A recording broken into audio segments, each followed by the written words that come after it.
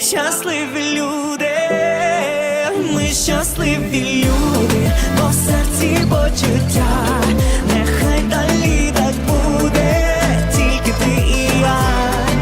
Ми щасливі люди, і так не важливо, що за вікном, бо кохання здатне на диво. Завдяки тобі моє серце дико палає, а очі сяють як вогні. Так важливо знайти крила, що надихають, відриватися від землі. І тільки час може перевірити сказані слова і показати, на що здатні почуття. Кохання як літе тане, ми щасливі люди, бо в серці почуття, нехай далі так буде, тільки ти і я. Ми щасливі люди, і так не важливо, що за вікном, кохання здатне на диво. Так багато всіх вас, а ми би могли не зустрітись, а просто повз пройти. Але саме цей день не дав усім нам помилитись, а тут у них кохання знайти. І тільки час може перевірити сказані слова і показати, на що здатні почуття. Бо кохання як лід не тане, а ми хто? Ми щасливі люди, бо в серці почуття, нехай далі так буде, тільки ти і я. Ми щасливі люди, і так не важливо, що за вікном, бо кохання здатне на диво.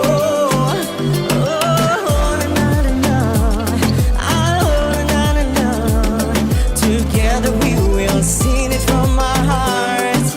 We are happy people, love is in our hearts.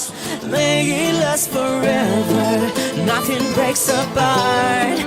We are happy people, and it feels so right. Love's a little miracle, shine through the night.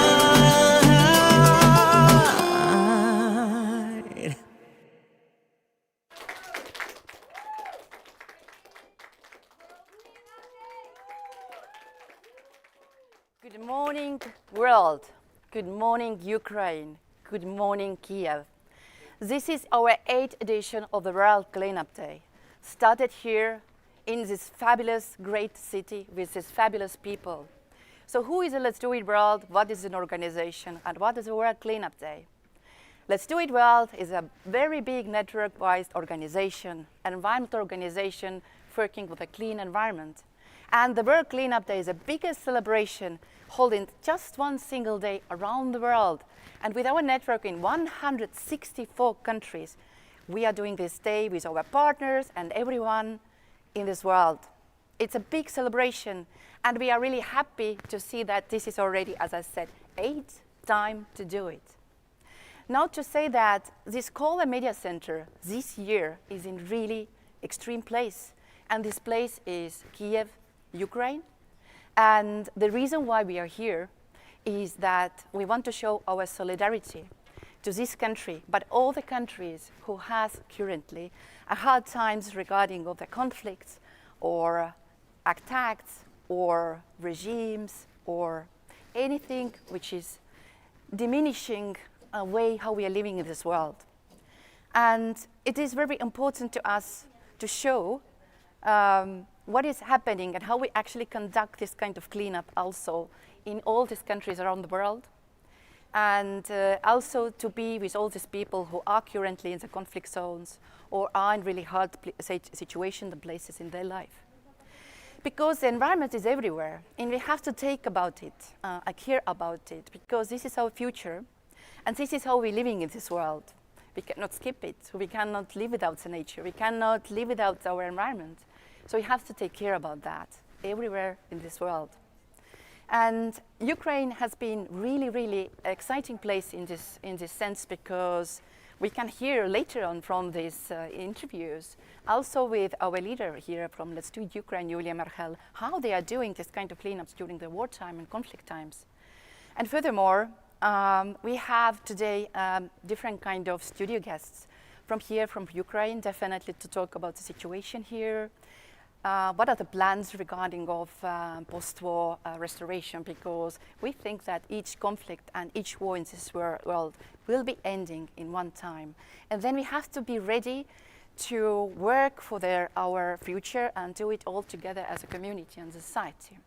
And I think one part of the Let's Do It Well definitely is to empower the people, empower societies, but also empower the communities to bring together and to work for their good aim, and also to empower each other to find the solutions which are quick enough, and are bringing people together and finding the new ways how to survive, but also how to work further for their green possibilities in this country. And beside of that, we have not just Ukrainian studio guests, we have also Estonian ambassador here, Anneli Kolk, and we will have an interview with her as well.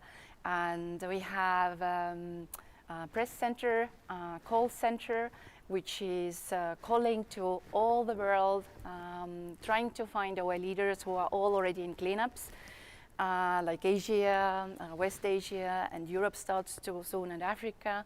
And in this Call Media Center, which is really special feature with Let's Do It Well and World Cleanup Day, we're exploring around the world, so starting like a green wave around the world, starting from Japan and ending in basically in Hawaii, and seeing how the world is cleaning up and what are the biggest news regarding of this amazing World Cleanup Day.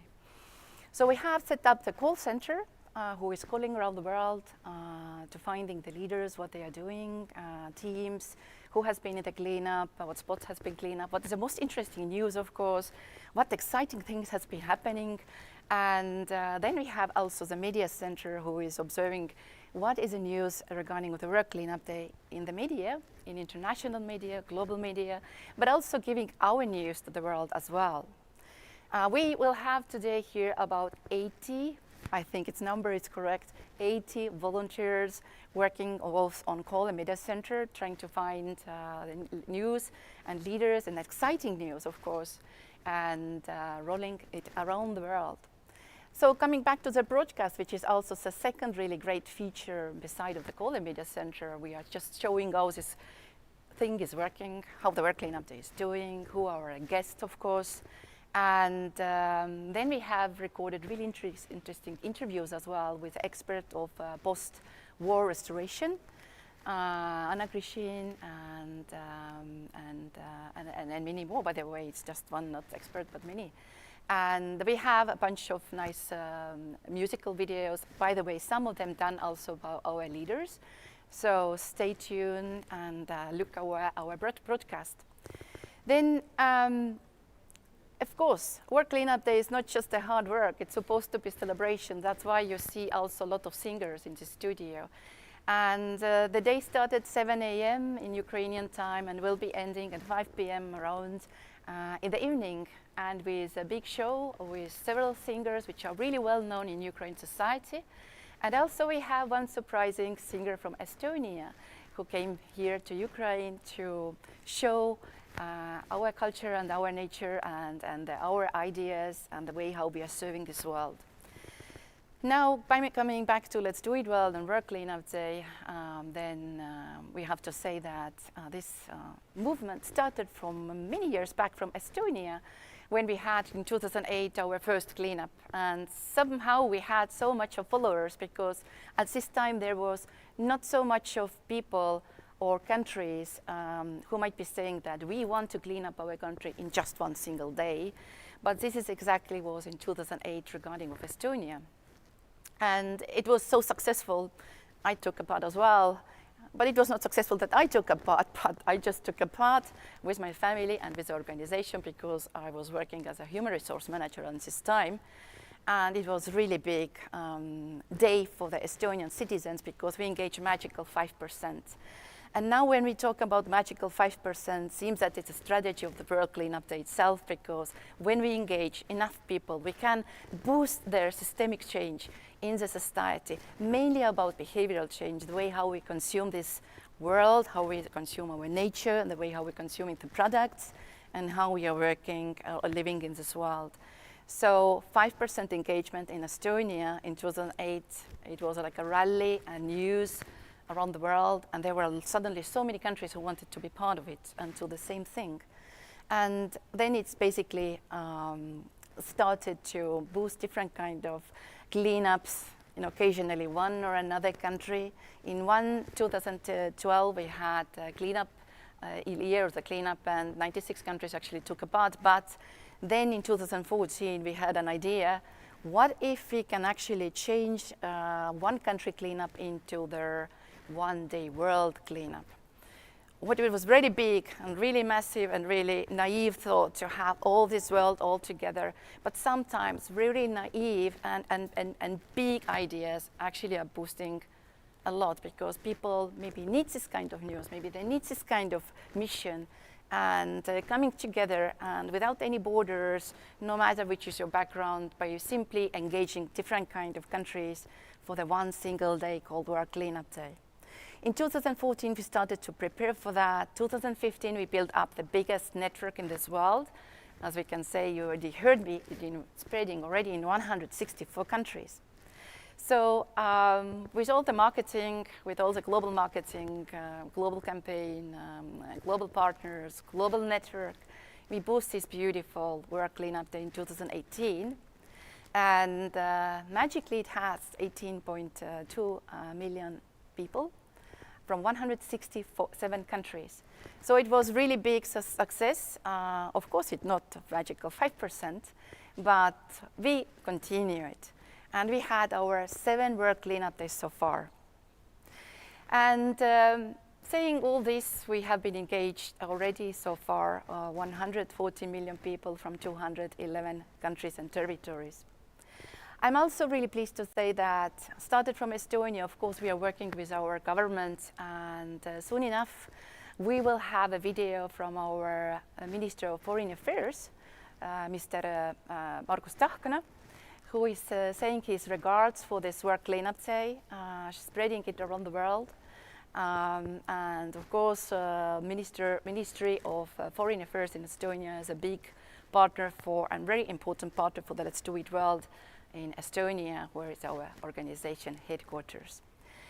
Let's go to the movie. Let's see what is our minister is saying, and have a wonderful World Cleanup Day around the world today. Thank you. Today, the world is united for celebrating the World Cleanup Day.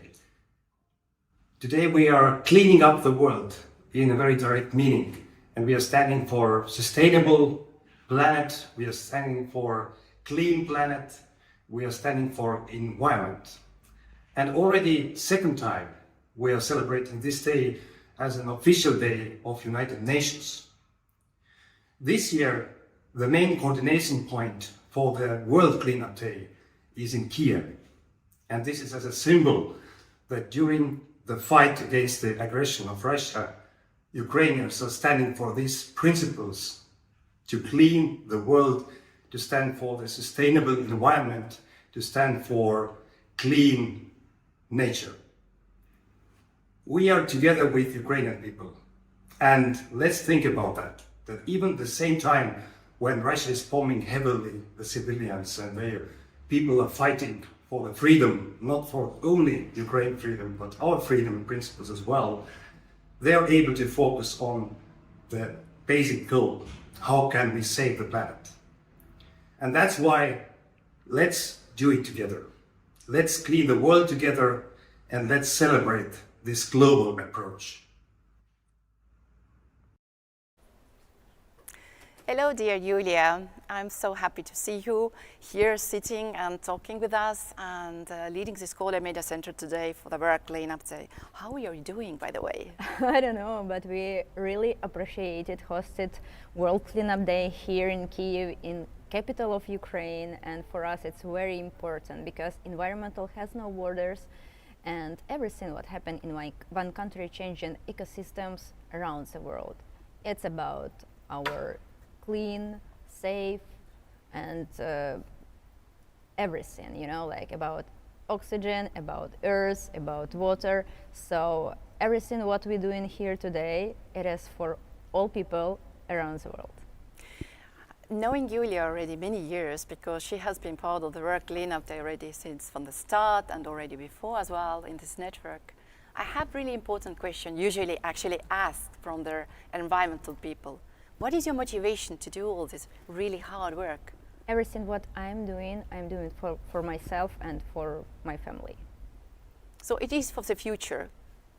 It is for today, because here people don't understand we have future or not, but we working for everything the best today and believe for the future.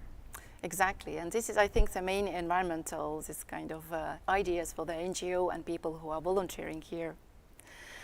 Absolutely great. So today we have this Scholar Media Center here. We have also not just one moderator, which is me, but we have also really great Denise sitting there, and also Colin Flynn from Vatican. So we have 3 moderators, and we are all interviewing you in different times here to talk more about their situation here in Ukraine in more detailed way. But today here is a Kola Media Center, so maybe you can explain for our listeners and viewers how many people actually said, I said that it's 80, but in reality, who are here and who is working today with us? In reality, in this day, will work more like 100 volunteers in Kola Media Center for World Cleanup Day. And these people will work with leaders, and we will in contact with all central locations around the world. We preparing and helping for this live, and working with social media. We working with superstars pages, and we work with media officially. Of course, sending many letters for our leaders with instruction or something.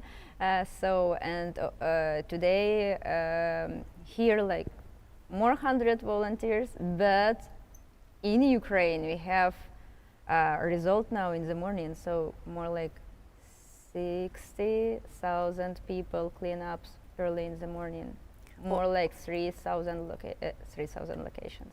Already? Yes, done. So already well done.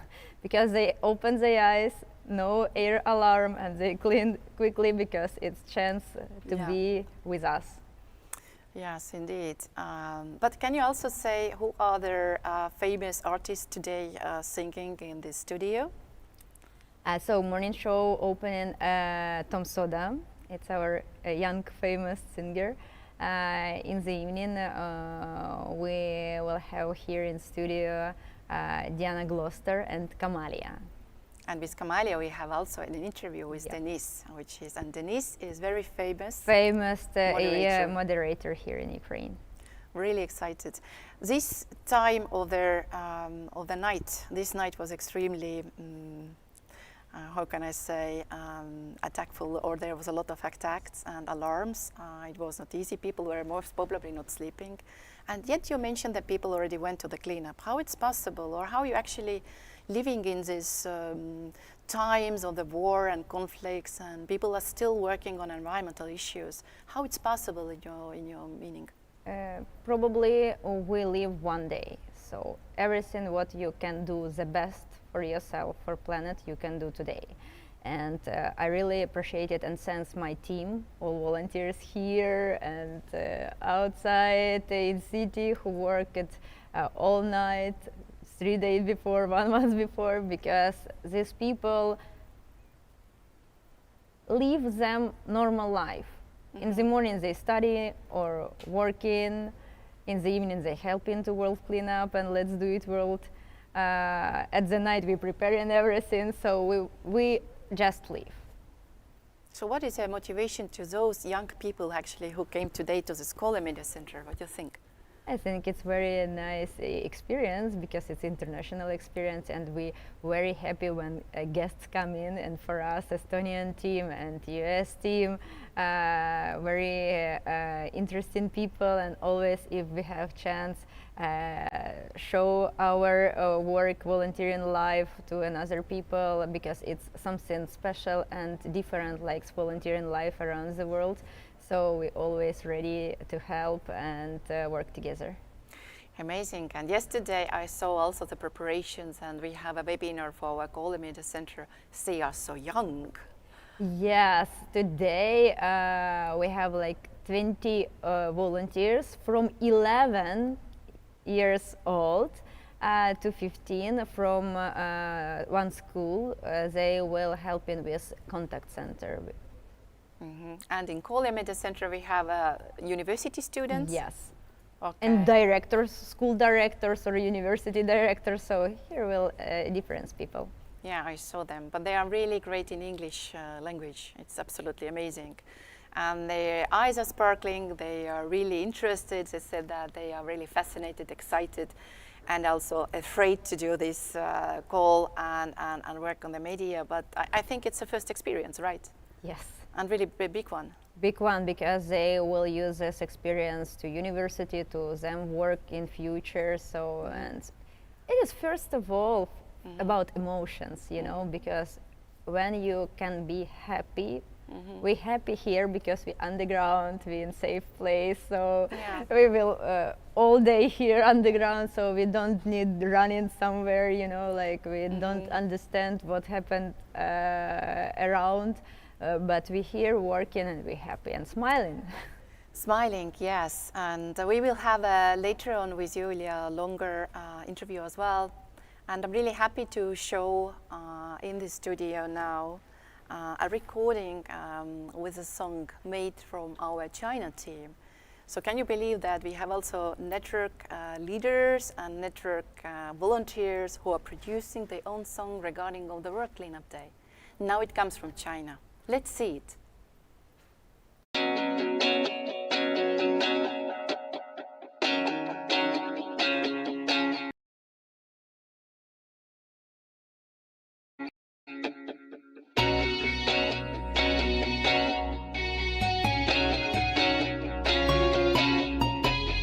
40度天气无处躲避，每天都过得小心翼翼，总有塑料掠过街头，想破坏美丽风景。想脱鞋就出门，总会至于好上腾，把阳光装饮料瓶送他去过手站星际旅行。其实累了，最近变得有点麻木，不是坚持，也许只是习惯性守护。冰川还未相遇，泪水就已决堤，但仍有风穿越间隙，诉说继续的意义。5%的勇敢，悄悄把乌云推远。我们拾起荒诞，从霓虹到谎言。5%的力量正在集结，9月的约定正在重构这世界。邀请你一起来，为地球捡起来。邀请你一起来，为地球捡起来。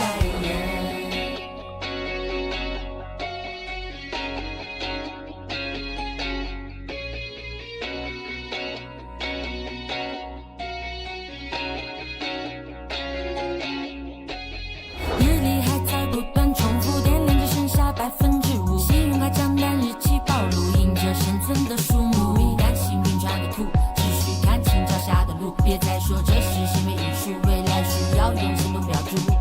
今年我的电池空格依然美满，但我已经开始学会把亮度调。就用这5%的电，书写100%的勇敢，不再对着废墟呐喊，只捡起眼前3平方米的浪漫。冰川还未相遇，泪水就已决堤，但仍有风穿越间隙，诉说继续的意义。邀请你一起来，为地球捡起来。邀请你一起来，为地球捡起来。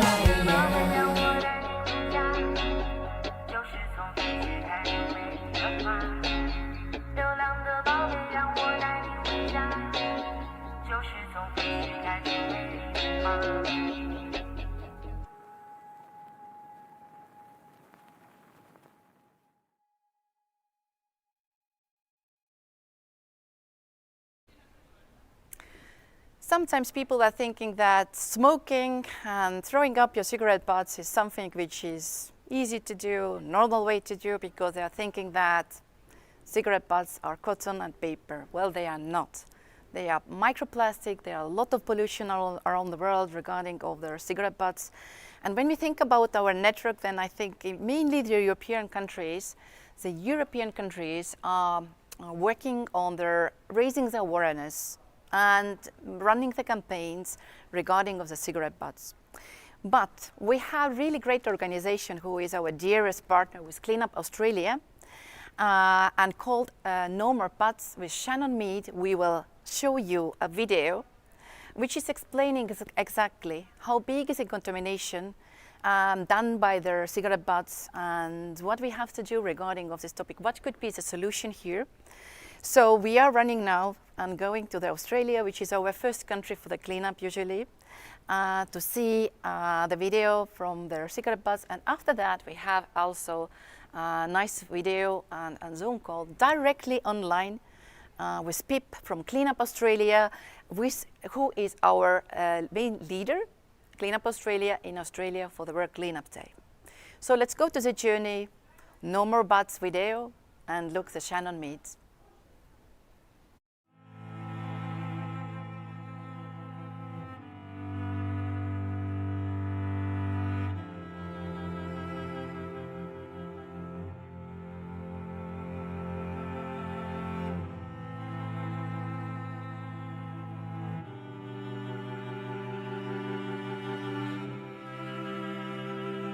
Hey going, my name's Jamin Lee Drum. My language name is Garana. Garana means black cockatoo in the Yidinji language. When I was a young fella, my uncle Mujai, I would always look at him weirdly about him not smoking with a cigarette butt. And I would be like, that's a bit strong, isn't that? And his reply was, it's not about smoking it strong or with a filter. It's about when I chuck it away, all he is chucking away is the tobacco and the paper. And that is what can break down over time. But what can't break down is the filter itself. That's the importance and what we're trying to get across today.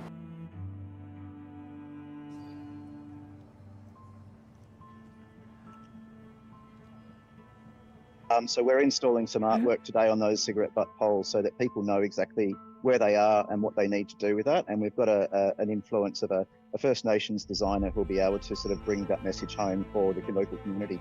That's great, and it's brilliant that you're including the people of the First Nations as well in what you do. So the artwork was inspired from our country and our rainforests and our ocean. In the image itself, it has the rainforest up top, and it sort of cascades down, and you can see where the waters has followed the top of the rainforest all the way down out to our ocean, and all the way through our ocean into the very small microscopic organisms that first create life. And that's what we are trying to protect, from all the way down the depths of the sea, all the way up to the rainforest. And that's what's important to this region. What inspired me for the design is it was a very simple process of thinking, what are we bringing across here? What are we showing the people about this country? So for me, I had ideas about picturing marine animals, certain animals of nature in the illustration, but I just stepped back a bit and drew symbolisms of the region. I feel like if we can see the region as a whole, we can learn to respect it as a whole, not just the footsteps that we create or the surroundings that we are in all the time. So that was the reasoning. I wanted to capture our whole country on a big scale, almost like a bird's eye view or an eagle's view, goyala. And yeah, so capturing it at a bird's eye view so we can protect it all together as one community.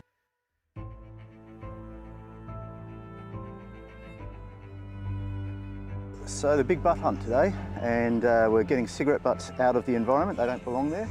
Too many people litter them. If you're going to smoke, that's fine.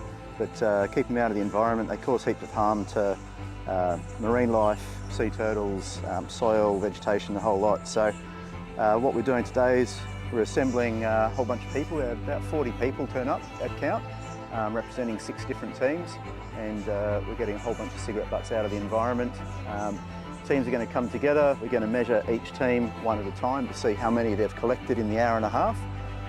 So we've got about 2,000 would be the maximum. It tips over the 2,000 mark, and then we're going to pour them all into the big one here and see how we go. Last time we had just under 10,500, and that was with 20 volunteers. So we're hoping that today, in a strange way, that we actually smash that figure out of the water, because less butts on the ground means less butts washing into the environment and better environment for all. Together 14,200 butts out of the environment, which is fantastic. 1,050. Congratulations as the winners. Church of God, 5,500. So thank you so much everyone for coming down and making an impact today. Clean Up Australia Day, it's their 35th birthday, so we're really happy to participate with them. And thanks so much for the community getting involved. Thanks to our sponsors, Grilled, Marty's and Kazali's, and to the council for helping us put us on. So thank you everybody. So all I want to leave here today with you is one simple message, is just follow the leader. If you see someone do good putting our cigarette butt in our disposal bins, follow them. Be like them. If you see a cigarette butt on the ground, pick it up, put it in a bin. It's not that hard. It's very easy. That's all we have today. Thank you, Yahweh.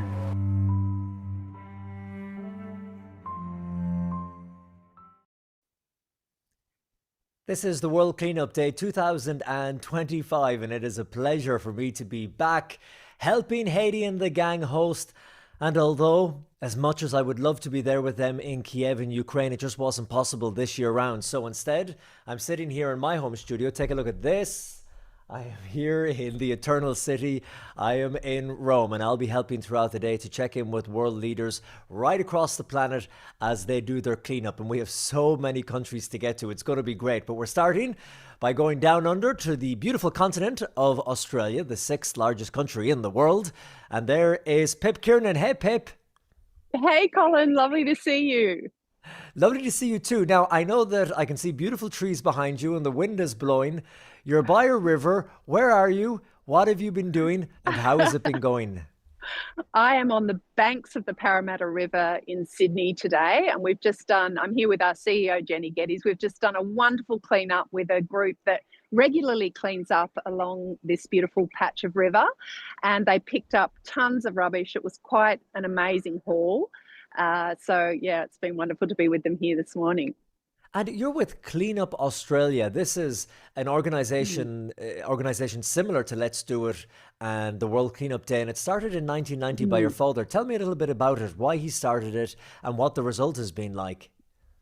Yeah, so it was started by my dad, Ian Kiernan. He was a solo yachtsman and was quite horrified by the amount of pollution that he found during his sailing pursuits around the world. And he decided to do something about it and came back home and started with the first cleanup in Sydney Harbour. That was 36 years ago, and 40,000 Sydney-siders turned up to join him, which was an amazing effort. So the following year it became Clean Up Australia, and we have an annual day of action each year. And we also participate with World Cleanup Day, which is wonderful to see people around the world getting involved and doing something practical for the environment. When you look at Australia, what are the issues that are maybe unique to your part of the world? Because it's always interesting every World Cleanup Day when we check in with different countries around the world. There are problems kind of specific to that area in terms of pollution and litter and environmental issues. What would you say are the big issues in Australia? Because generally when I think of Australia, I think it's a pretty clean country. Yes. I mean, if you look at Sydney alone, it's got 270 kilometres of foreshore around Sydney Harbour. So there's lots of points at which rubbish can enter the waterways. And I think it's probably similar to around the world. You know, the biggest litter problem is cigarette butts, which of course, you know, are plastic. And they end up in waterways very easily. It's the soft plastics, it's the takeaway food containers, the single-use coffee cups. So those are the problematic items for us, and it is challenging. You know, we use so many of these types of materials in our day-to-day, the soft plastics in particular. It's hard to avoid using them, and so much of it ends up as litter in the environment and eventually into our waterways. Now it is 6:37 here in Rome. It's 7:37 in Kiev in Ukraine. That's why I'm having my morning cup of tea. What time is it in Sydney? And how long have you been cleaning for already today? Well, it's after 2:30 in the afternoon now, and I've been cleaning up most of the day. And we've got over 100 sites cleaning up with Clean Up Australia for World Cleanup Day today. So it's amazing. And 25 of those groups are actually from No More Butts, which you spoke to Shannon Mead last year. He's a great individual, and they focus on cigarette butts in particular. So he's got a great army of volunteers joining him today, and just so many great Australians out helping do their bit. Now, when all this litter is collected there in Australia and all the rubbish that's been picked up today, what happens to it? Where does it go? Yeah, that's a really good question. So at Thank Clean you. Up Australia, we work with local councils, and they will come and collect the litter from most sites. They work with us and are wonderful in coming and taking that away. If it's a smaller site, sometimes the volunteers will dispose of that litter themselves.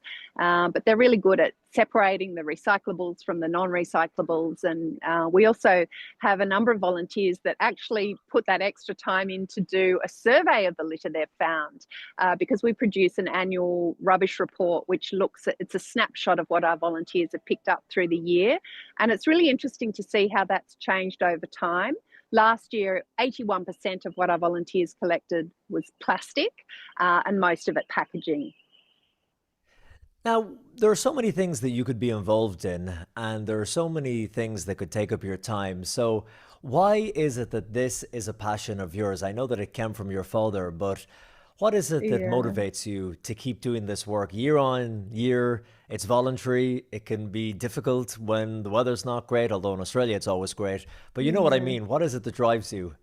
Yeah, well, someone asked me this week, do you ever get sick of cleaning up? And it was an instant gut felt answer. No, I don't, because it's such an uplifting thing to do. You feel empowered. You feel like you can make a difference. You're outdoors. You're with other people. You never forget the name of the person you cleaned up alongside. It is a really good, positive, practical action, and it brings people together. So I think that combination of empowering people to make a difference, putting it back into an individual's hands to fix something that they're worried about. And that's what Dad always said. Don't wait for someone else to fix something that concerns you. Make a start. Doesn't matter if it's perfect to start with, but just get out there and do your bit. And that's what's happening around the world today. Pip, you know, that was a very interesting point you made when someone asked you, do you ever get sick of cleaning? Because, you know, Haiti has said before that the point of the World Cleanup Day is that some day in the future, they don't want to have a World Cleanup Day, that it won't be needed.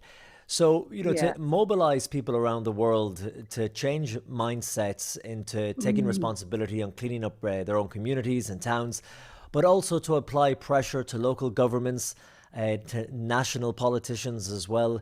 Do you find through your efforts at Clean Up Australia, you know, it's all well and good and it's great for community spirit and it gets good attention in the media and there's a feel-good factor around it. But has it moved the dial politically in terms of legislation and the willpower at that level to make a change?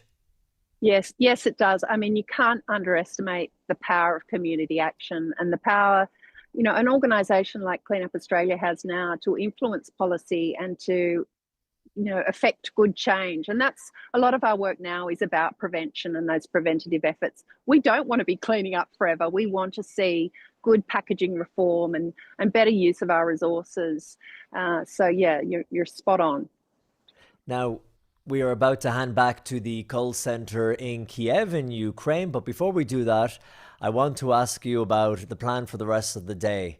Will you be hitting the beach? Will you be staying in the forest? What is your plan? What's happening? Yeah, and can I come too?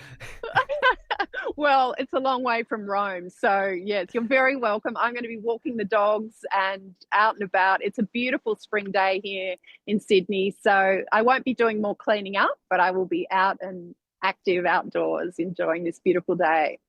That's awesome. Well, Pip Kiernan from Cleanup Australia, a great partner and friend of the World Cleanup Day and Let's Do It World. It's been great talking to you, and thank you so much for your time. And until next time, good luck with all the cleaning there and the World Cleanup Day in Australia. Thanks, Pip, and we're going to hand it back to Haiti in Ukraine. Thank you so much, Colm, for fantastic interview. Thank you, Cleanup Australia, our dearest partner, and the World Cleanup Day representative organization in Australia. This organization is really have been long already in Australia, working since 1990, I think, and we are really happy to have the biggest organization from Australia to work on the World Cleanup Day. Thank you, Shannon Mead, also for fantastic interview, or also fantastic video from Normal Bots. Here we are back in Kola Media Center in Kiev. And as we said, today at night there was alarm and alert. There are some kind of traffic issues. We don't have not all the people here, but they are coming. As we talked about 100 people who are coming to this Kola Media Center, but we have some people here, and we are really excited to see what they are doing actually, or who they are and why they are here. So I'm starting from you, and we'll give a little interview with you. I'd like to know, and this is for you. Yeah. You can use it, then we can be here. So what is your name? My name is Lisa. Yeah, I live in Kiev, Ukraine, and very happy to be here with my friends, with my colleagues, and to support this really significant event, World Cleanup Day. So yeah.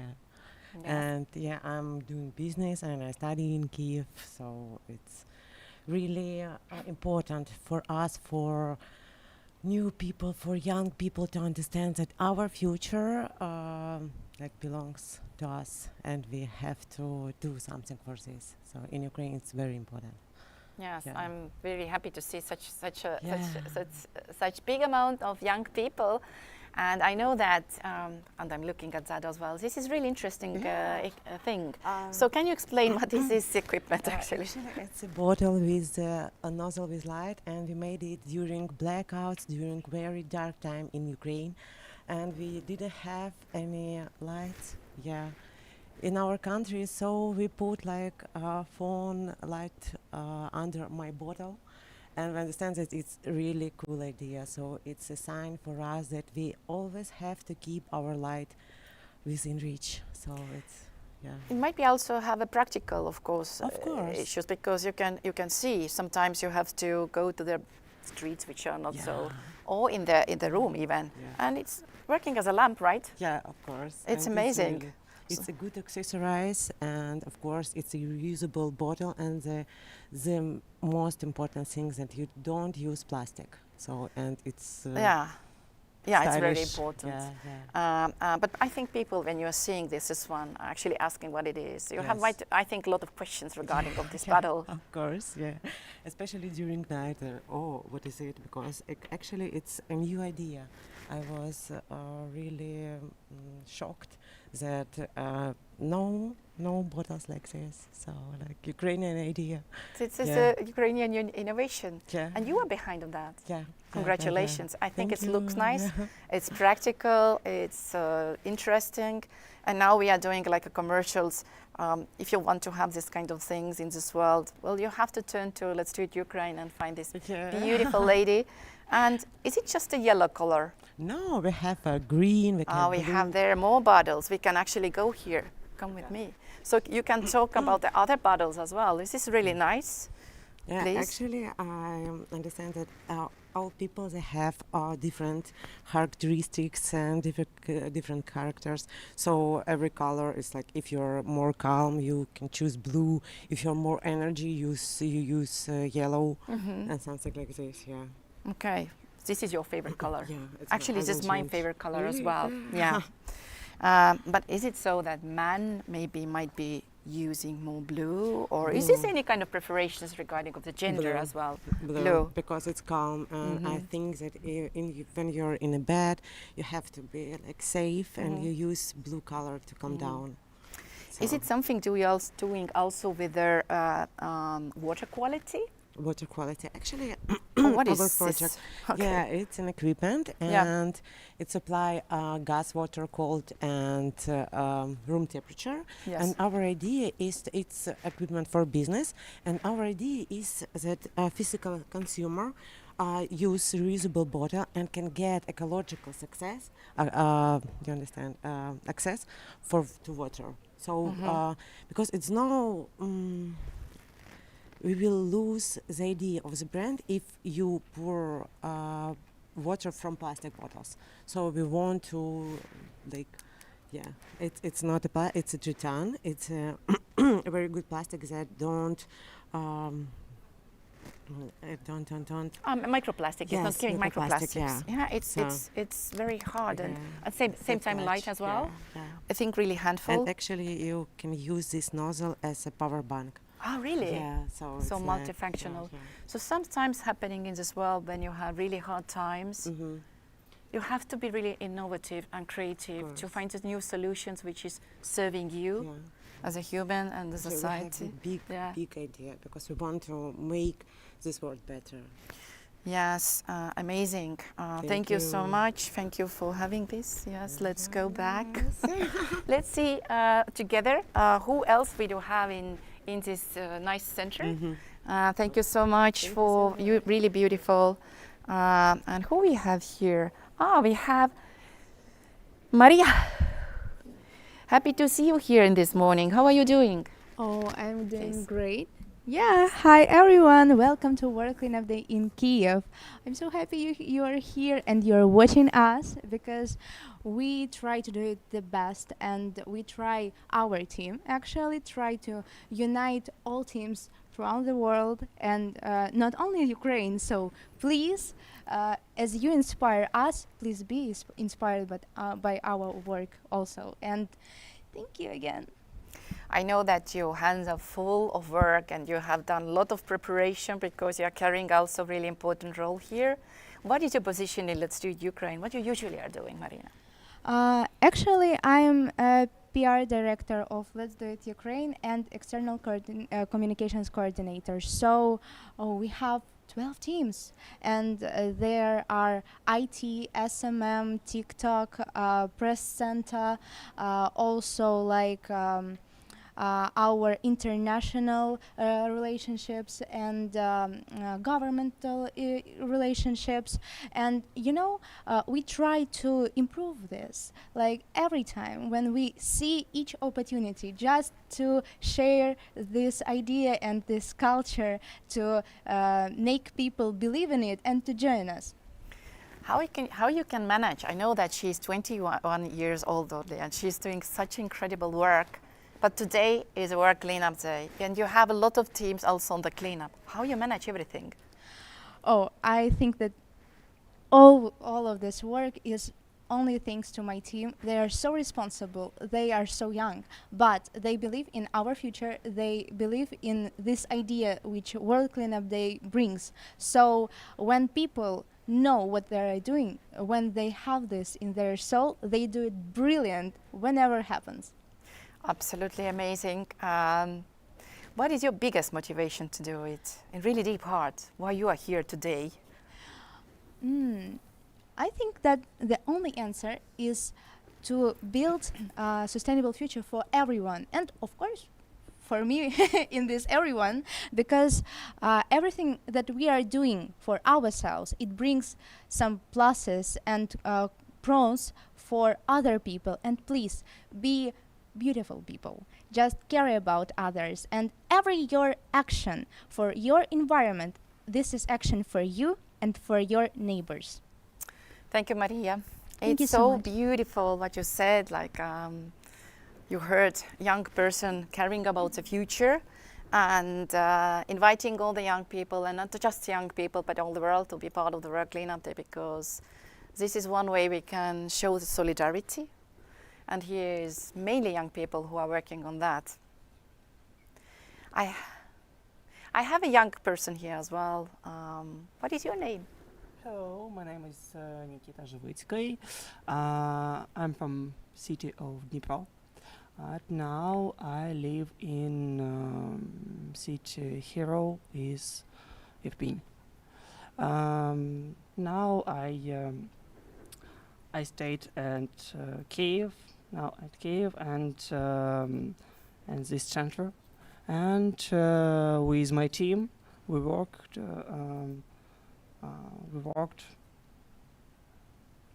Worked. Yeah, we have many work, and now I working for Slovakia events, and discuss about this of Maria. Thank you, Nikita. But what you are doing? You are studying, or what you're studying? I studied at State University in Irpin. It's amazing university, and I studied an international relationship. It's very interesting. Very interesting for me, and I live in Irpin and study this. So I guess it's kind of international work cleanup day, working with international leaders, doing international big campaign is something interesting for you, because obviously you have been learning it, and it's something what you can contribute today. So what is exciting to be here today? For me, exciting for people, for people who work here, who work now, and who sit with me. It's so beautiful again. I think we are ending a tour, and with you all we're doing it next time. Also, we have to go to the journey right now, to see what is happening around the world. And the next country where we can go is Indonesia. Let's see the Indonesian video, and then after that we will have a Zoom call, or actually call and studio live, to see what is happening in this country. Let's do it.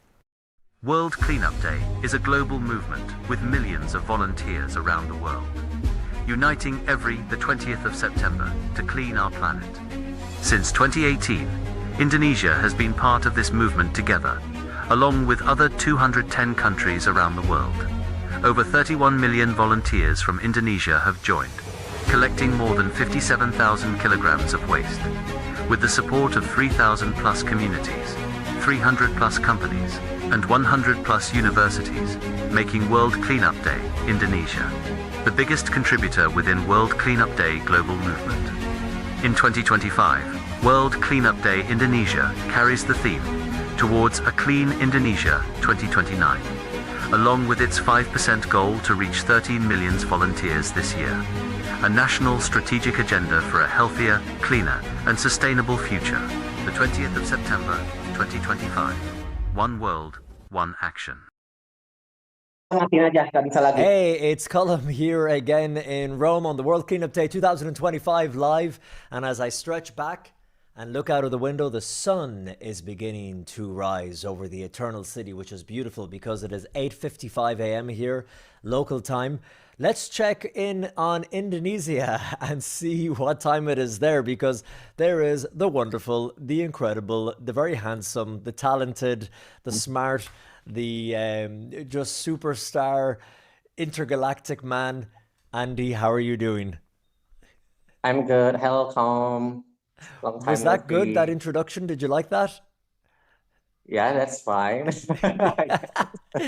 Andy, you are the world leader at Let's Do It Indonesia, and I know I have your second name pronounced right, Bahari, Andy Bahari. Yes, Every correct. year I have to check it because I don't want to get it wrong. So you guys, we've had so much fun in the past because you're such a great personality and you're such a great leader there. Tell me how the World Cleanup Day has been going today in Indonesia. And first of all, what time is it there? It's 11:56 a.m. now. It's noon. It's noon. Yeah. But you told me Yeah. when we started that you were really tired. You've just got started. No, it's noon. It's already midday. I already have activities since morning, so yeah. So what has been going on this morning and what is the plan for the rest of the day? Okay, so the current situations in Indonesia, so this year we got involved with the ministers of environment, and he's the newest minister. So he's really supportive towards World Cleanup Day Indonesia or World Cleanup Day globally as well. So he make like official letters to all the 38 provinces, governors, and 514 mayors.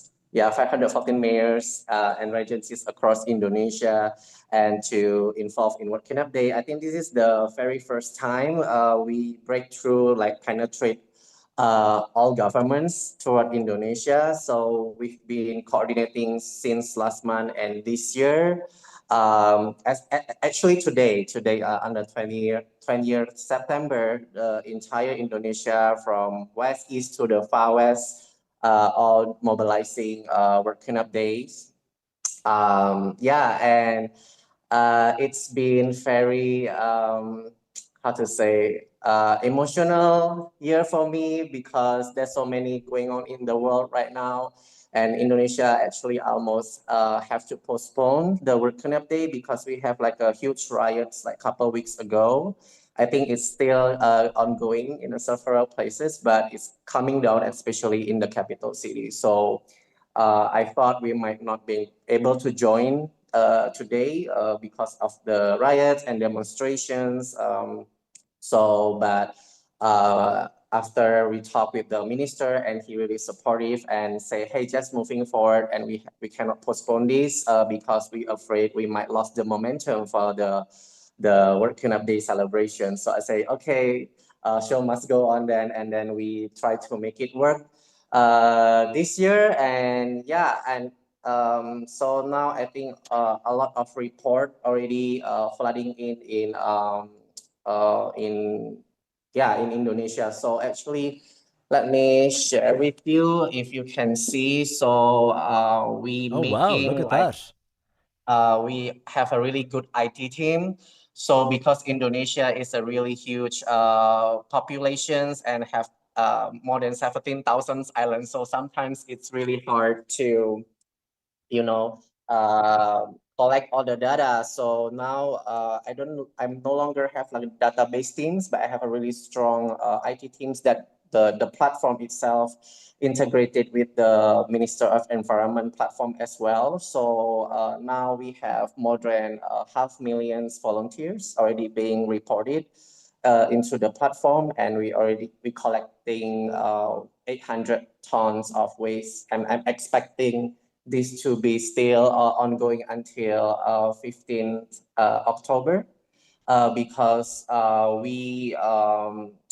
most of the locations they doing the cleanups today, but we also have the period of time people can still report the cleanups, because sometimes they cannot report the cleanup today, because sometimes they have to do other stuff first, and then after that they just report the activities in the end of the day, or maybe next couple days. Yeah, and I'm And so glad this Andy, can platform I they, ask you a question? yes. That is an amazing overview, by the way, that you have given us. That's incredible.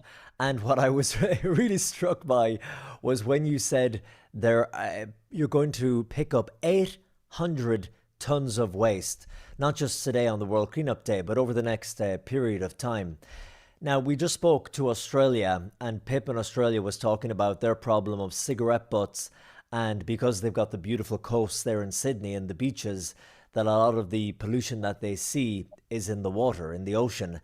When you're talking about Indonesia, such a huge country made up of thousands of islands and hundreds of millions of people that live there, is there the biggest problem? Is there a few issues that are the most important and the hardest to try and tackle? What do you see every year? I think the hardest thing that we are facing right now, because even though we already doing this for 8 years, and I think we get a lot of attentions throughout the the collective and the mass about these particular waste issues through World Cleanup Day. But since this is a really big countries, and the awareness start penetrating the public and the society, but I think the regulation still not implementing or like being implemented well. And also, and we also like of like a waste management infrastructure. I think that's the most hindrance or the struggle that we have, because it's such a huge country, and we also like an archipelago country, like I think one of the very few countries in the world that made entirely all islands, so we're surrounded by oceans. So yeah, we're still facing a lot of waste being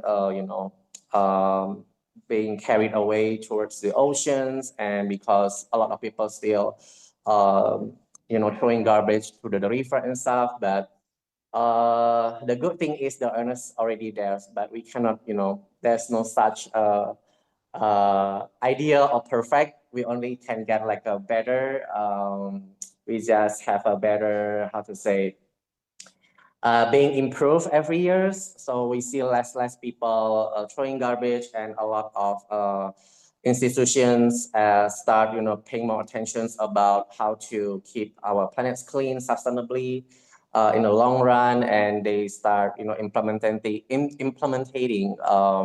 regulations within the corporates or the governments or educations that we have to pay attention towards our, planets. Yeah, I see a lot of changes, but maybe still sporadically, not the entire Indonesia yet, because again, such a big country. But yeah, we try do our best, see what we can improve, then we improve. That's awesome. That's awesome. Well, Andy, it's always a pleasure talking to you because you're a great guy and we always have lots of fun. You've got a lovely smile and a lovely personality. And I know that everyone there thinks so highly of you at Let's Do It Indonesia and across the whole Let's Do It World team. So thank you for being such a great member of the World Cleanup Day, and for everyone who's involved in the cleanup in Indonesia and will be for the rest of the day across all of those beautiful islands. So Andy Bahari, thank you so much, and enjoy the rest of your World Cleanup Day. Thank you. Bye. And we'll hand it back to Heidi in Kiev in Ukraine. Back to you, Heidi. Hello, it's so great to see Coleman and Andy, who we know really well. And thank you for a fantastic interview. And I know there has been a really big cleanups going around in Indonesia already several days. Well done. And now we talk about another type of the waste, which is not just a plastic or anything, but we're picking up on the World Cleanup Day, but it's a textile waste. So textile waste is something with what we used to eat, because it's a part of our consumerism. This is the way how we are living. If you see all the shopping malls around the world, if you see all the platforms selling all with cheap money, to have a t-shirt with the amount of, I don't know, 3, 4, 5, 6 euros or dollars, and we are just ordering it, and then it's staying somewhere, and then we are throwing it away. I heard about the people who are actually ordering some stuff, using just once and throwing it away. Textile waste is the biggest number second after the plastic waste, waste type. And this year, 2025, we are talking about textile waste in bigger scale in United Nations in zero waste, and this is a theme for 2025. We have been part of the campaign in Let's Do It World, and also conducted different kind of great interviews with experts and also CIOs of the topic. And here we can go to observe and look what is talking Kerli Quinthuis, who is an expert on circular economy, but also on textile. Let's see her thoughts on the textile industry. I have been working with the field, sustainable fashion, textile waste, circular fashion, almost 20 years. So I'm a clothes lover, so I wash most of my clothes by hand. I repair them. I love what I have in the closet. And I think that has kind of opened the path for me to understand the system and where the consumption and production actually go wrong, and why we have ended up with such a textile waste problem today. Fast fashion is the result of the kind of a overproduction system we have and the growth mentality we have in our Western economies. So we see items that cost less than a cup of coffee in the European airports are bought in big volumes and actually not even being used. We see in the sorting centers, for example, or in the waste bins, items with the hang tags on. So this volume and speed and the growth that we need to replace and the marketing campaigns that this season you need this and next season you need that, that has really changed our relationship. When I moved to West in Denmark and US, I had never seen in my life the volumes of clothes that people were shopping. And then during the weekend, they drove to a charity bin and they emptied the closets and went to buy a new ones. So that kind of consumption was new to me, but has been dominant, and that's the reason why we have so much textile waste today, because there are lots of clothes being produced, more than we actually need. We don't appreciate things anymore, and it goes also to taking care of clothes. If you go to flea markets, you can see beautiful items like silk dresses or wool sweaters, or that have been just washed wrongly in a too high temperature, and they are destroyed or they are not nice looking anymore. So it also does require knowledge and skills to actually take care of your clothes. And I think these are the habits or practices that in a very fast-paced world are kind of disappearing. There is a lot of stuff. I can just buy a new one instead of making an effort to keep the one longer in use and taking time for that. I think there is a lot of potential on the consumer side to value things differently and to consume differently. There are signs and interest and people are concerned. I get lots of people reach out and say, Gerli, what should I do with my clothes? Or, I mean, they're concerned, they would like to do things differently. Or they're curious, like, what is a sustainable garment? Is that when the plastic bottle has been turned into a polyester dress, is that the sustainable choice? Well, no, not really. But so there is a curiosity and to do things differently, which is good. And yeah, maybe to add that the reuse part, the secondhand part, since there are now many options consumers to buy secondhand, it also should be looked critically. Are they replacing new consumption or are they just adding? So there are more items in your closet because it's cheap and it feels good. It's a sustainable choice to buy secondhand. So are we actually consuming more now and adding the secondhand consumption on top of that? My experience and the small studies I've done also show that consumers are extremely confused. They simply they feel that they are misguided. Turning plastic bottles into a t-shirt or dress is a good narrative on the hang tag, but that is a one-way street. To take the plastic bottles, turn that into a garment, and this garment with today's technologies, which is very limited and very expensive, can't be recycled in the end.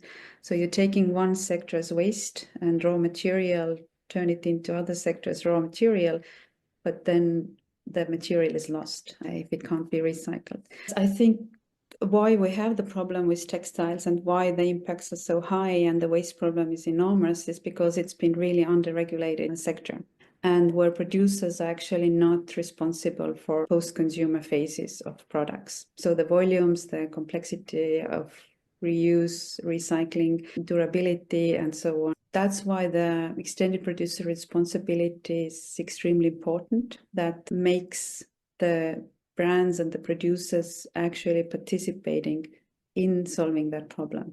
So financially, because currently the end of life or the post-consumer phase, the collection, sorting, reuse, recycling, this is underfinanced. If you put a lot of big volumes of low quality products that have no reuse value or are very complicated to recycle, let's say a 5-blend product where you have polyester with wool or cotton, like a blend of many materials, which is extremely complicated to recycle, almost impossible, fiber to fiber recycling, then it should be expensive to put these products on the market because the end-of-life management is extremely important.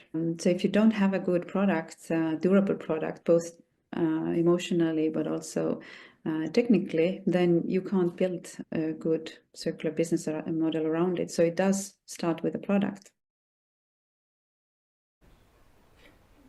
Thank you, Gerli Quintfeis, for fantastic overview and about the textile waste. And of course, when I think about the textiles and the way how it has been produced, and to my mind is coming a few countries like India, like Bangladesh, and just being also this year in Bangladesh and seeing all this waste which is around us, and also their people living there and visiting the slums and really knowing that being in the country which has this kind of economical challenges and also waste management challenges, it is very hard to survive if you are not working on the industry. And textile industry in the Bangladesh is definitely this type of industry which is bringing to the people an opportunity to work. And usually it's a cheap labor, and that's why our t-shirts is so small amount of money. Anyhow, said that, we will have really great video next from the Bangladesh, from our leader, produced from Wahidul Haq. Act for Kids is an organization with whom we are working with. Fantastic work with the slums, educational project in slum schools, seeing the young people working and knowing already English language from slum because of this great work done by Wahidul and his team is phenomenal.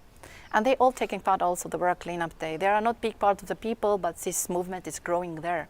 So let's see the movie. After what we have also their interview with Wahidul itself and call. So let's go and see what Bangladesh is doing.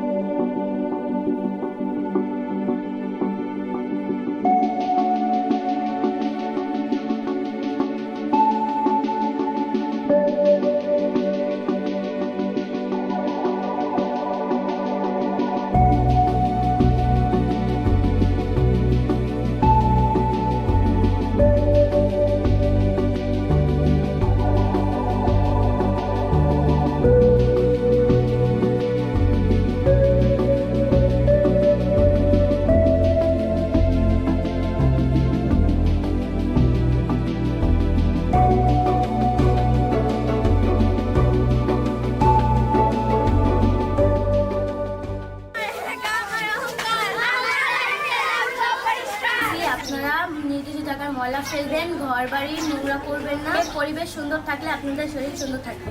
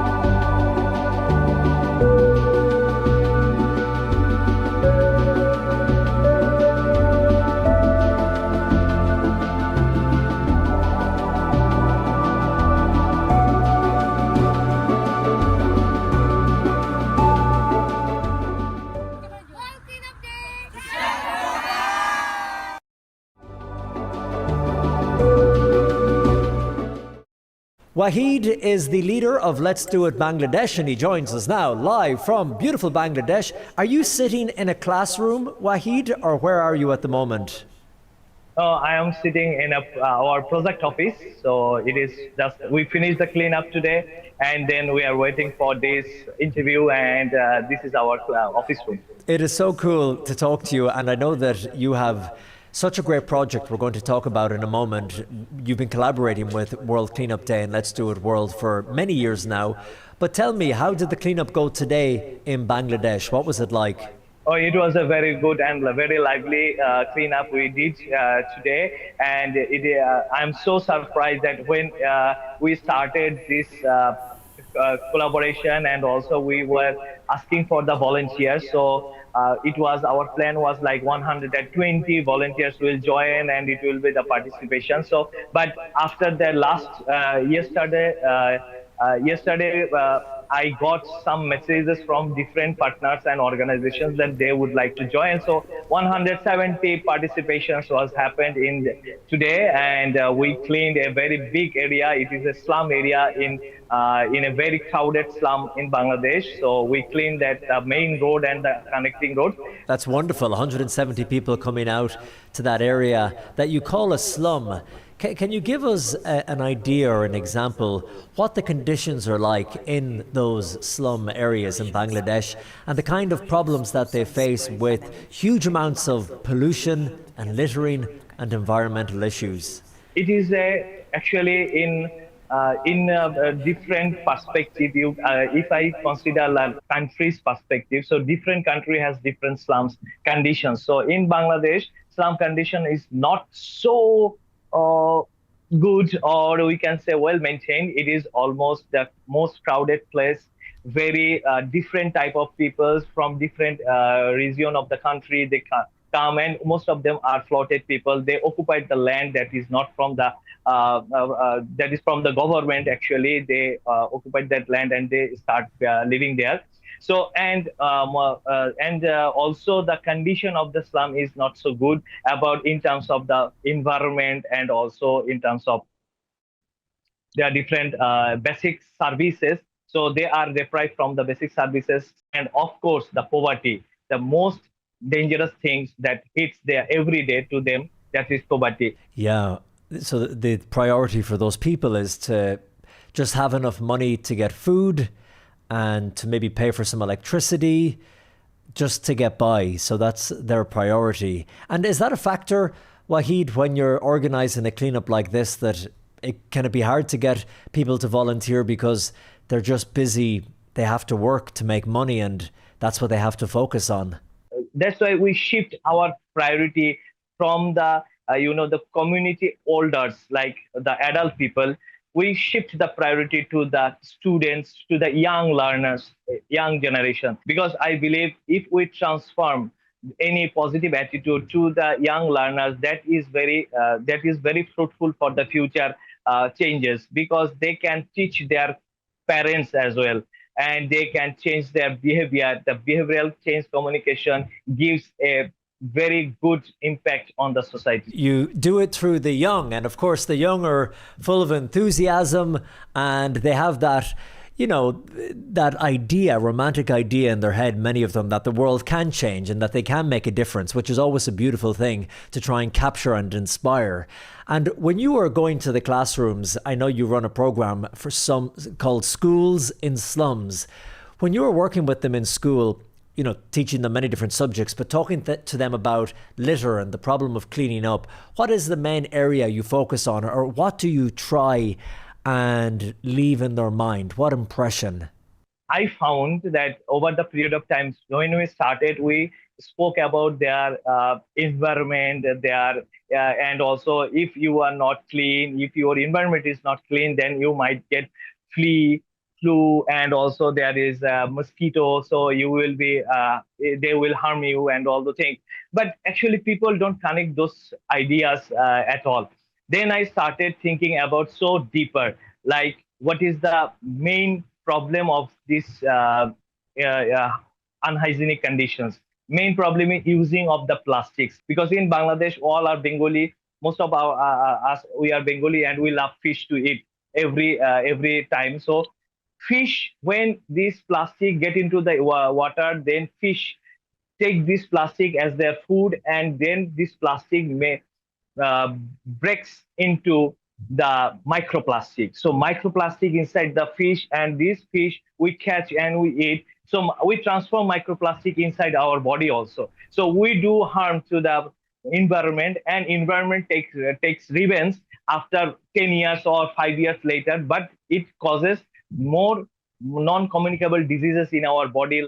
Well, it's been wonderful talking to you, Wahid, and all the great work that you and your team at Let's Do It Bangladesh do here on the World Cleanup Day, but also all year round. And I know that you're doing incredible work with the children and all the families there in the slums, some of the hardest hit areas of Bangladesh. So thank you so much for your time and enjoy the last moments of your World Cleanup Day. Thank you so much for connecting us. And I would like to introduce few of my young learners here. Yay! So you can see the three of them. They are just till now they are with me. So with them. So hi guys. Are they happy thank cleaners? Thank you so much for connecting. Are they three happy cleaners? Yes. Yeah, they are the cleaners. They are the environment heroes. Heroes. They're the cleanup heroes. That's wonderful. Thank you so much, guys. Beautiful smiles and goodbye. Thank you, Colm, and thank you, Wahidul. And let's go to see again what is about the plastic waste. What is the next organization called Mover, who has really great slogan, inspired by the nature and driven by the purpose. Let's see it. I started getting documented about the plastic pollution issue and realized that our industry, textile, was responsible for a big third of these microplastics, 35% apparently, while the tire industry, world tire industry was responsible for only 32%. So the major contributor was textiles. We had already at Mover developed a solution almost without plastic. And we decided in 2019 to work on this new proposal, which is called Mover Plastic-Free Sportswear, where we had to replace all accessories, trims, little details by natural fibers. So it was a very nice process to get completely plastic-free. Our garments can really biodegrade, meaning we can bury our garments and they will completely degrade and serve as a nutrient for the earth. So they truly leave no trace. It's beautiful actually to be able to use this and to know that we leave a completely clean environment behind us. Consumer, we have been completely brainwashed during 50 years because we have been sold technical sport garment uniquely as synthetic. We calculated that more than 99% of sportswear today is made of synthetic fiber. People don't even think about an alternative when they go ski touring, cross-country skiing, when they go running, when they go golfing, when they go playing tennis, whatever sport, it will be a synthetic answer. It's a bit strange because you can run as fast with a cotton short and a cotton tank as you would do with a synthetic. Whatever sport you do, you can replace with natural fibers.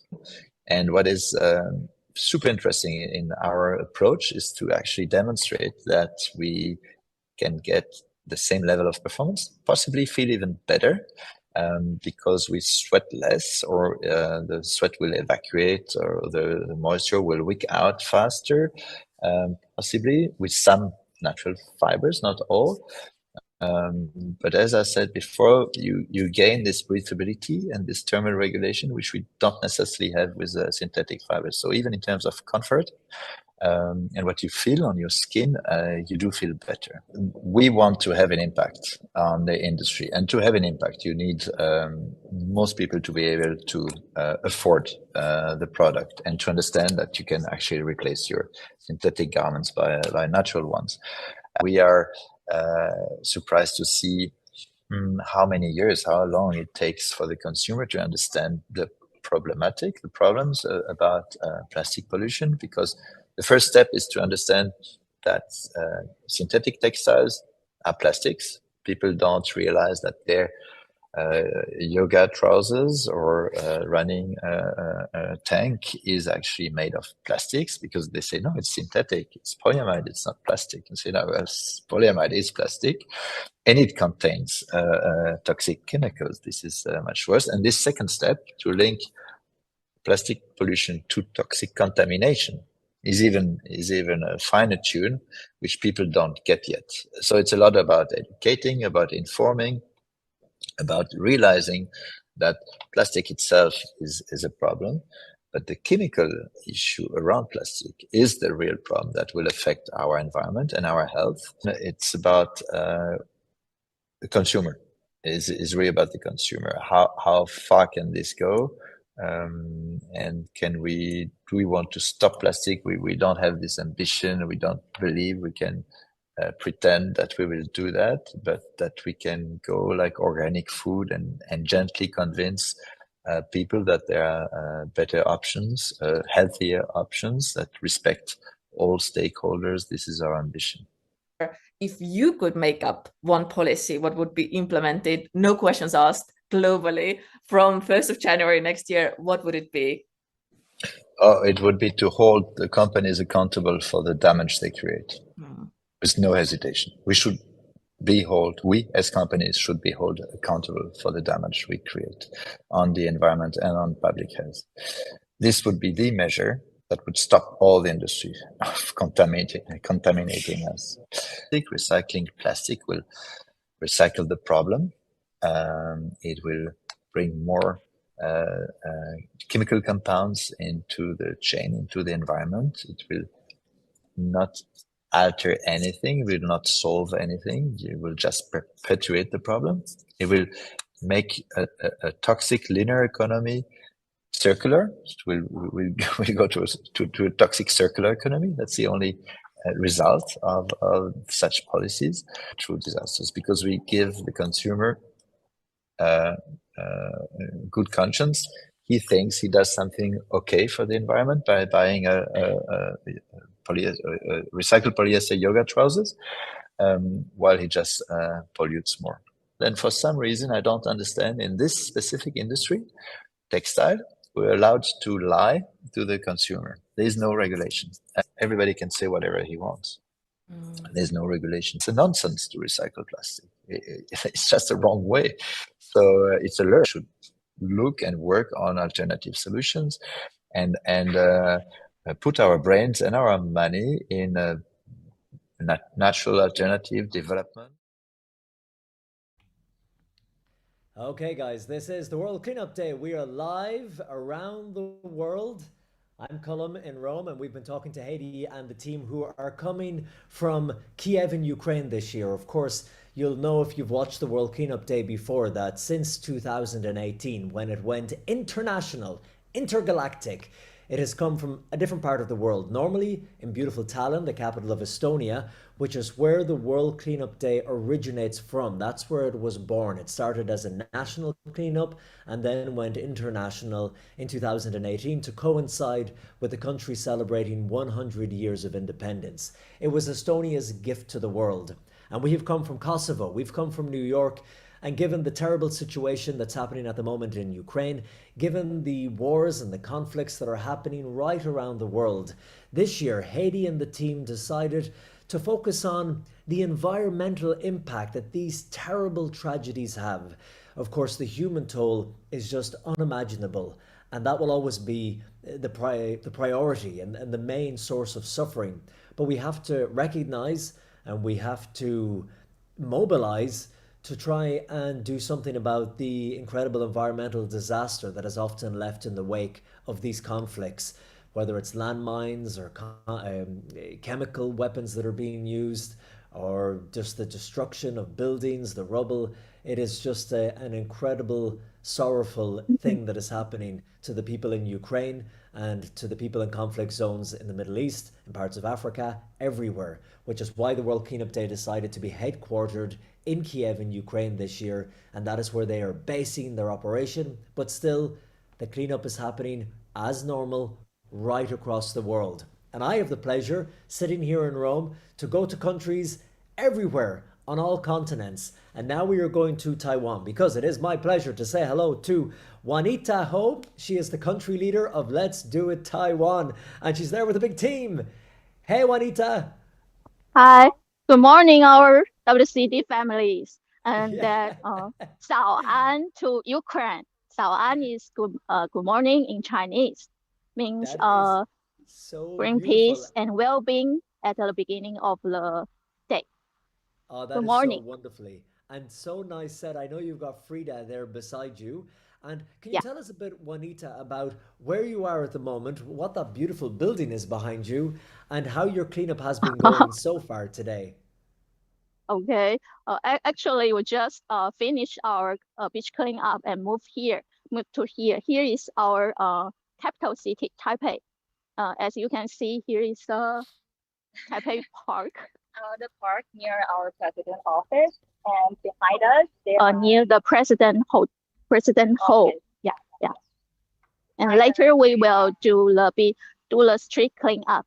And behind me, there are our young volunteers, and all of them come from the Taipei Municipal First Girls High School. Let's say hi. Hi. Hey guys, you're looking great. I like the banner. What does it say on the banner, Juanita? Pardon? The girl who's The holding the building? banner. What does it Oh, say the on banner? the banner? Yeah. That means to get rid of the cigarette butts. Yeah. And Gonna that's get rid of the bots. main thing how they set up their school club. 淹没绿洲, to get the place become more better and become more green place to live. And Oasis. cleaner. That's beautiful. And Juanita, when you were cleaning this morning, you said you came from the Yeah. beach cleanup. What type of litter were you finding? What are some of the challenges that are very unique to Taiwan when it comes to pollution?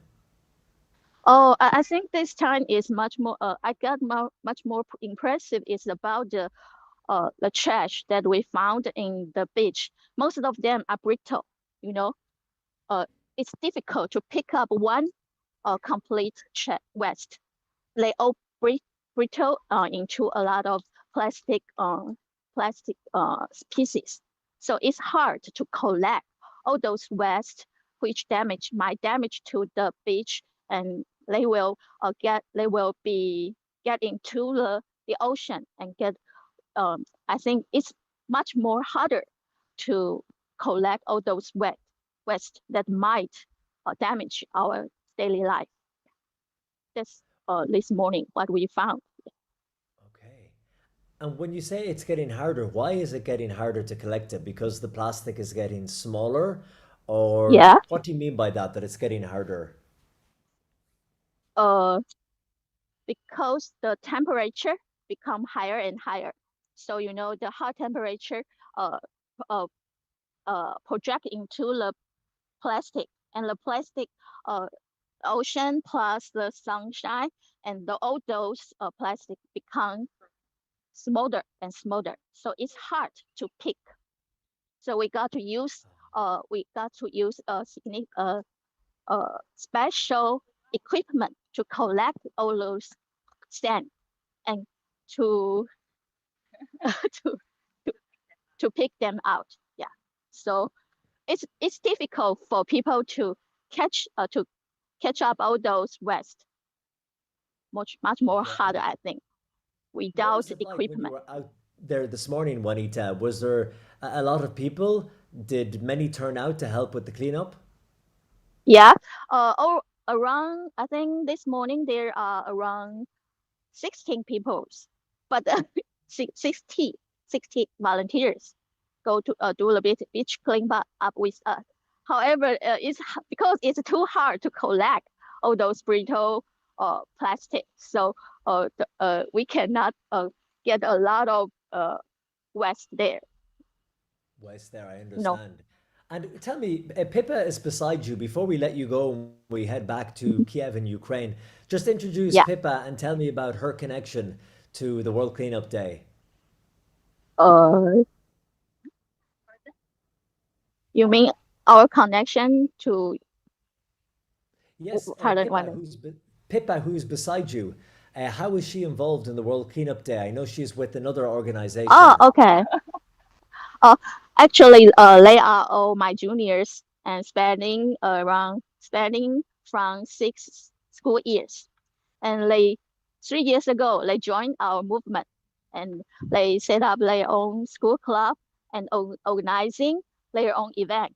And today, here, they are with us. So I think, to me, it is really what sustainability is, because generation from generation to generation. That's That what is that is fantastic. sustainability to me. Juanita, we are out of time, but it has been so nice talking to you. And of course, you always do such a wonderful job in Taiwan. I appreciate your Thank English you. is fantastic, and I know the connection has not been the best. So you're a soldier and you're powering through. So to you and to Pippa beside you and to all the beautiful students behind you, thank you so much for everything you do and for your time in joining me here on the World Cleanup Day. Let's do it, Taiwan. Let's do it. Ukraine, Let's let's do it. Whoa. Yes, let's do it, Okay. world. And from Taiwan to Rome, here we'll hand back now to Haiti in Kiev in Ukraine. Yeah. Good morning to everyone. Welcome to Ukraine studio in Kiev. My name is Denis Chilovsky and welcome to us. Welcome to our studio. But I have a special guest in our studio here. It's Ukrainian fashion brand designer Olha Limarenko. Good morning. Good morning. Morning, Olha. And I know that your brand have a expressive mission to give old clothes a second life. Please, could you tell us more about yourself and the mission behind your work? Okay. Hi everyone. My name is Olha Limarenko. I'm the fashion designer and the founder of Ukrainian upcycle fashion brand Limarenko. I'm very happy to be here, and I'm very happy to clean out this mission with many people. So a little about my brand. We create new clothes from old out, and this is a very special job. This is called upcycle. In this way, we give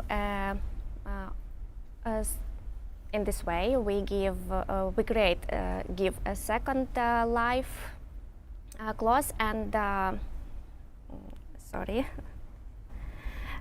second life and reduce harm of the planet.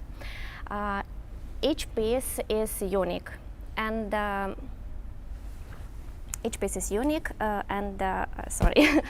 No, it's okay. From a jacket, of scarves, of shirt with Ukrainian embroidery. You can see my design on this stand, and we made a special, handmade work, and you can see the same design, but all these clothes are unique because of materials, because of textiles, and all this work is handmade.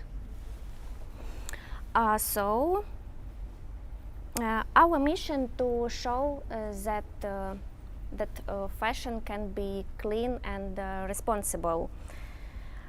Today, on the World Cleanup Day, I believe we build a clean future, and we do a great work.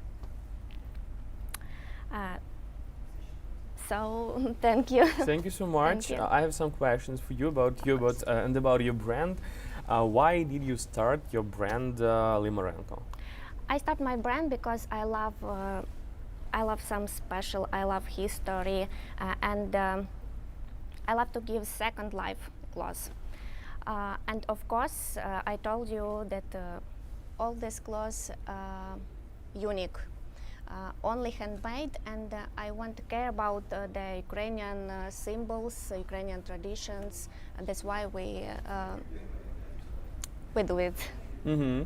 Yeah, thank you. Whatever makes your clothes special? Only handmade. Mm-hmm. My clothes also have only Ukrainian traditions, Ukrainian symbols, but in some new design. Mm-hmm. This is very grateful. These flowers, this Ukrainian style. This. Yes, yes. Okay, and next question, and the last question for you. It's what is your dream for the future of fashion in the world and in Ukraine? My best dream: the people all the old clothes, not old clothes, wear clothes in all the materials without fast fashion. Mm-hmm. Thank you so much. Thank you so much. Thank you for this too. interview. Thank you. Let's go into the next studio. Guys, thank you so much that you will be with us. Now we go into the Haiti Solba. Thank you. Yes, and now we are back. We came out from their studio and being outside in the front of our Kola Media Center. Not very far from us is a Maidan Square, really famous if you think about the center and heart of the Kiev. Outside is a shining sun and seems the world and life is continuing. Also, it was a lot of alerts during this nighttime. The world is doing the cleanup. We were just recently in Asia. We had Japan, Australia, Bangladesh, Indonesia, Malaysia. Many countries from Asia already have been cleaning up. Some of them already ended the cleanup. And even if you are taking a small pause right now, you are really, really welcome back to our Kola Media Center and also a broadcast in 20 minutes just to see what is doing the Ukraine studio, what is happening in Europe and also in Africa. Stay tuned and see you soon.